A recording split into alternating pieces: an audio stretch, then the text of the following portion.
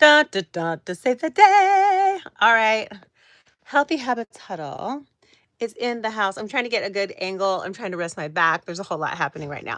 Why am I trying to rest my back? It actually has a lot to do with today's topic. So before we get into that, I want to just kind of give a little intro and a little hello. I'm here every single week. This is what I do on Sundays. This is what I do at 12 o'clock Central, 10 a.m. Pacific, 1 p.m. Eastern, United States time zone times. I bring this huddle to you. So this is your tent pole. This is your, flag in the ground. This is your line in the sand. This is your ritual, your devotional, the thing that you can do every single week to reconnect with your health. Y'all, people say health is wealth, and it's nice that it rhymes. But without health, honestly, as the foundation of your life experience, life is not lifing like life's supposed to life. Health is about so many different things. So we talk here about physical health, mental health, emotional health, financial health, healthy stress management, healthy relationship with your environment, all the things. Oh, a healthy relationship with Yana. Mwah, mwah, mwah. Kisses for you. Healthy hair riddles in the house. Okay, great to see you. Mwah, mwah, mwah. Those are my girls. Happy to see you. Just, it's still in the intro here, just making the point that people say health is wealth, but if you think about it, all the different aspects of health, from your physical health to your emotional health to your mental health, just even those few. Financial health obviously is a big impact, but so many different, all the different aspects of health. If it were not the foundation for it, it proves that it's foundation for everything in this sense. If you have the love of your life, you have all the money in the world, but physically in your body, you cannot feel at ease. You have pain in your body. You cannot feel at ease. Then your life, the quality of your life is completely or extremely diminished, I should say. If you have physical comfort, physical health, but emotionally, mentally, you are racked. You are wrecked. You don't have a good life. So this idea of health is a really huge umbrella topic that really does touch everything. So that's why I come here every single Sunday to just remind you to take a few minutes for yourself, take a few minutes for your health, take a few minutes to dream, to script, to make a list of things that you could do today or this week to help your health. So that's what this is all about. Healthy Hair says, like the video. Yes, please do like the video. Mwah, fresh, clean start. You're in the house. It's great to see you. Good morning, good morning, good morning. Wait a minute. Lawrence is here too. Great to see you too. Okay, so y'all, this is a really, really important message. So first of all, congratulate yourself, pat yourself on the back, give yourself a hug, and kiss, mwah, mwah, mwah. Thank you for caring enough about your health to show up and reconnect with it. I know everybody that I know here personally is on in some way on a mission to improve their health, on a mission to claim more health for themselves. So I love that. Again, that could be physical health, mental health, emotional health. Maybe you need to do some financial planning.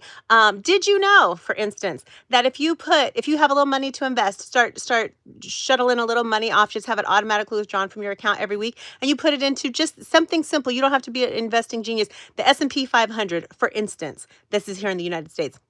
All that means is you're investing generally in the market, or, it's probably not exactly what it means, but you get my idea. You don't have to be a genius to do it. You can just say, hey, I want to ride the S&P.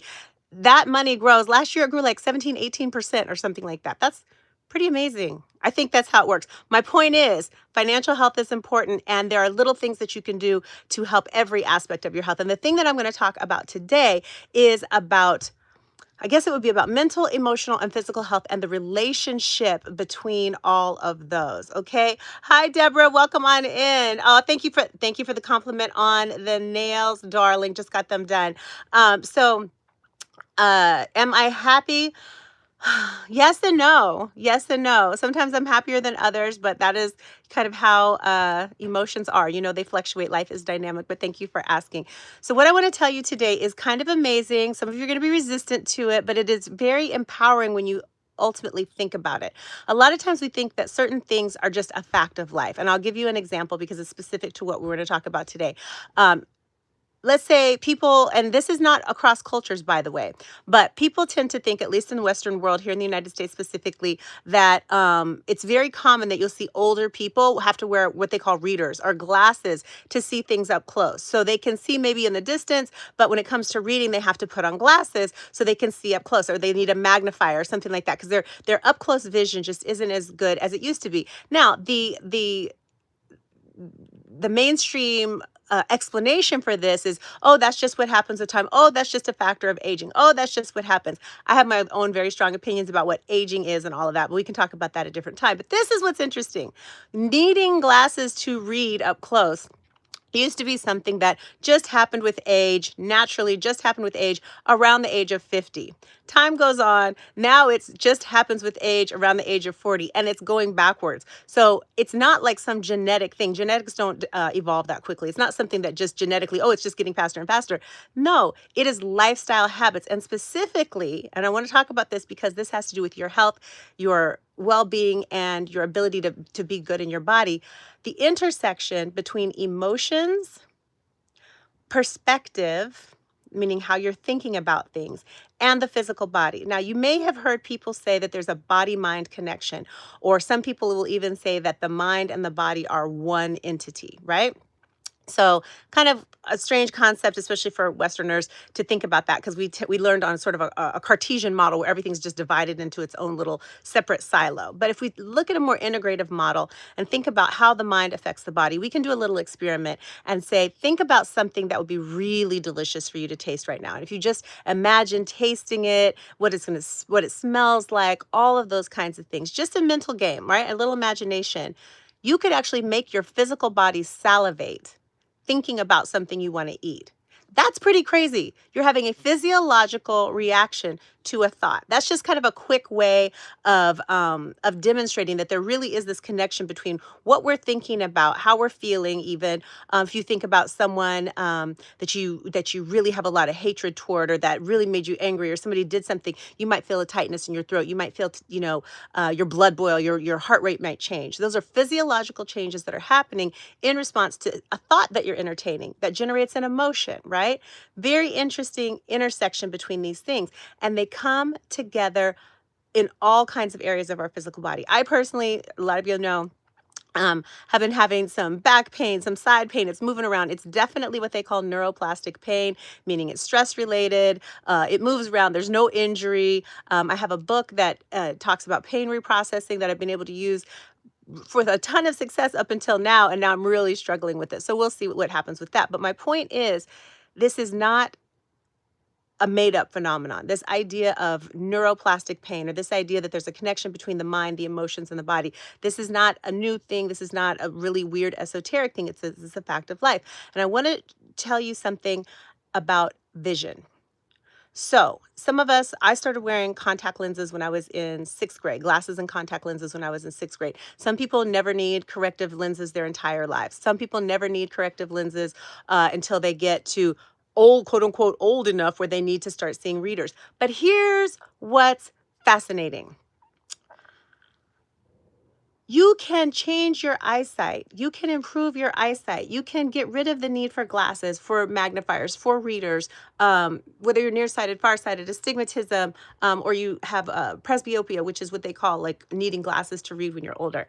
All of that can be changed. There is, in Europe, Spain specifically, there is, and I'll tell you, I'll give you the resource at the end of this, but there is a movement that's been going on for years. It's a natural vision improvement movement, and there's a brilliant professor who's at the head of this, but they have been able to go through like thousands, I want to say hundreds of thousands, maybe, people who have been able to do this, but don't quote me on that. But there are personality types, or what could I call it? Outlooks. There are attitudes and outlooks for each kind of vision problem.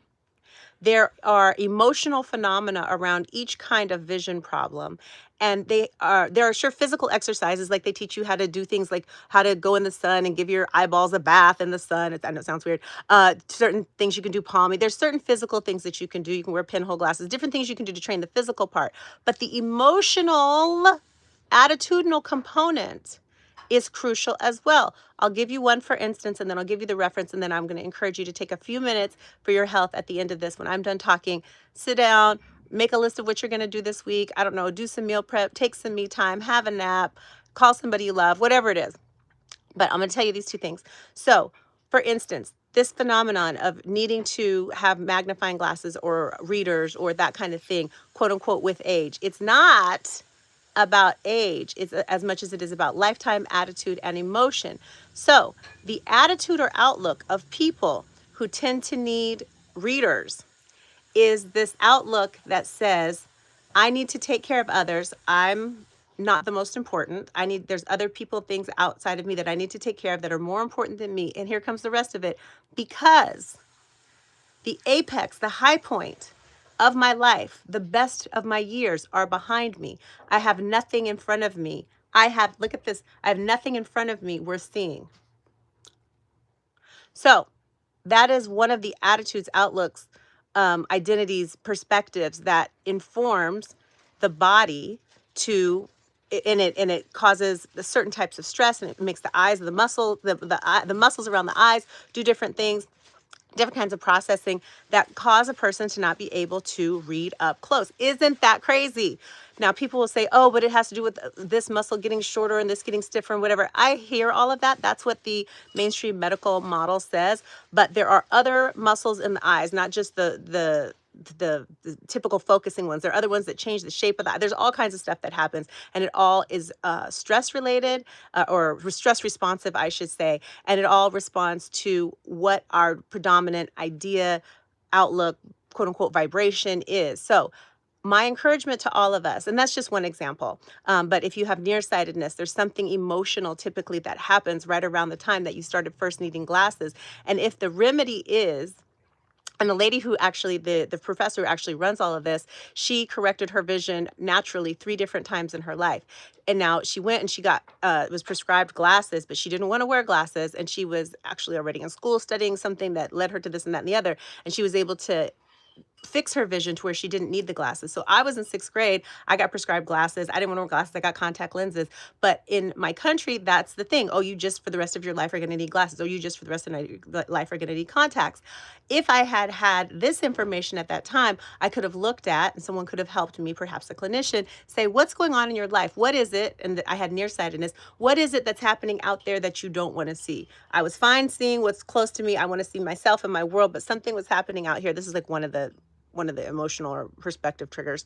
What's happening out there that you don't want to see, that your vision is just actually becoming only clear close up? So that is kind of crazy, but people are throwing their glasses away. People are being able to read up close again. It's not something that you have to experience, and it's not just with vision. This could be with physical pain. This could be with your capacity to fix your posture. This could be, I mean, the body is dynamic. The brain is capable of growing and regrowing and retraining. We live in a magical, magical universe with all kinds of possibilities. So I want to encourage you today to just decide that you can have all the health that you want, and then look for proof in your environment that supports that. I'll say it again. Decide that you get to have all, hey, Triple H crew in the house. What's up, coach? Good to see you. Alan Dallas here. Say good morning, everybody. Mwah. Good morning, good morning, good morning, and good afternoon, depending on where you are. Also, I think the time changed last night. I think the time changed, so it's an hour ahead of time right now. But I'll say it one more time. Decide that you get to have as much health as you want, and then look for evidence of that. Decide that your best years are ahead of you. Decide that the rest of your life is going to be the best of your life. And take some time for your health every week. Come back and hang out with us. But that attitude, that shift, could be one of the foundational bricks that keeps your vision, that keeps your heart healthy, that keeps your body healthy.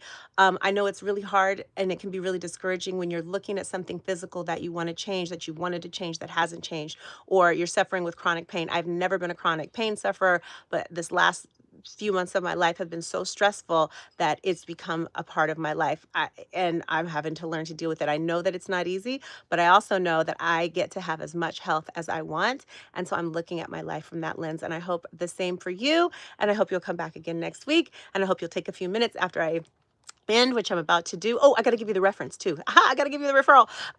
And take some time for yourselves. Let's see here. Healthy Hair says, do carrots really help with vision? Carrot juice, etc.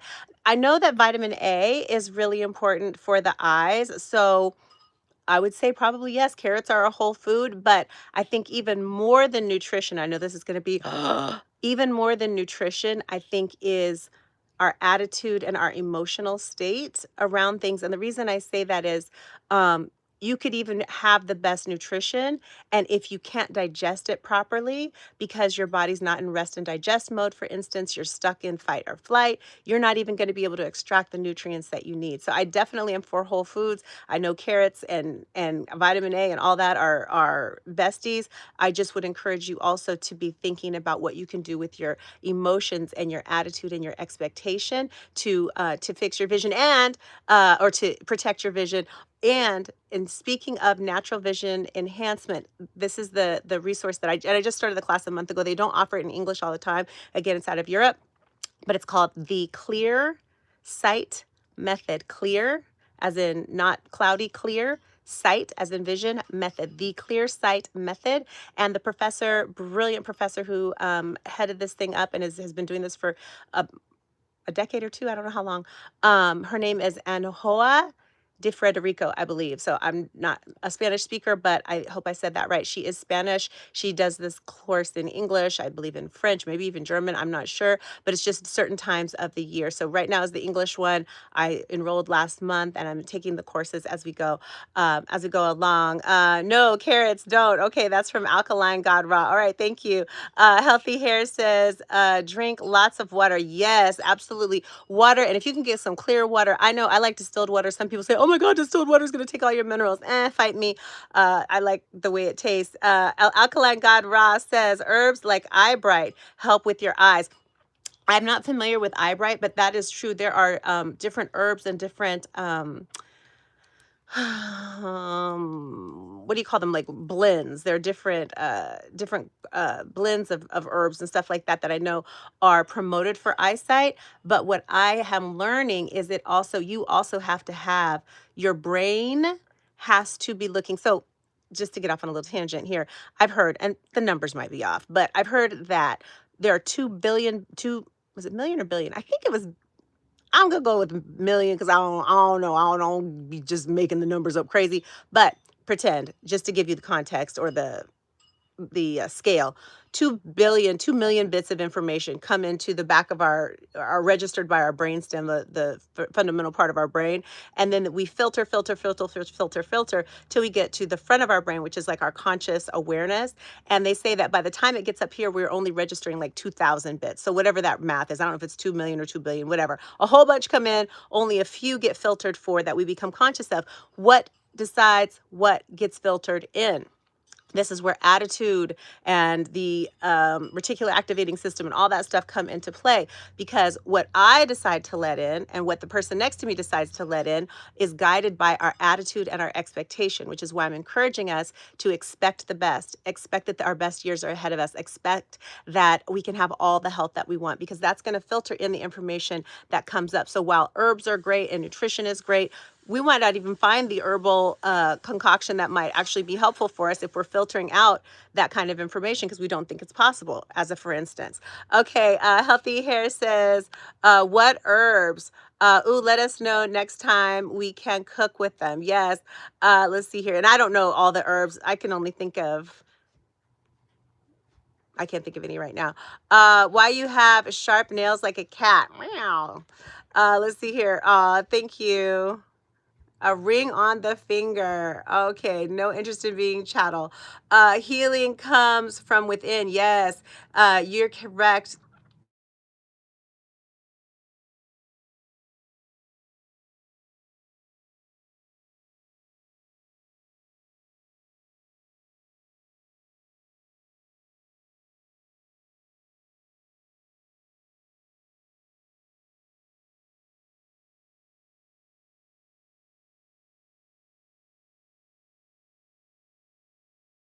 I'll see you soon. Have a great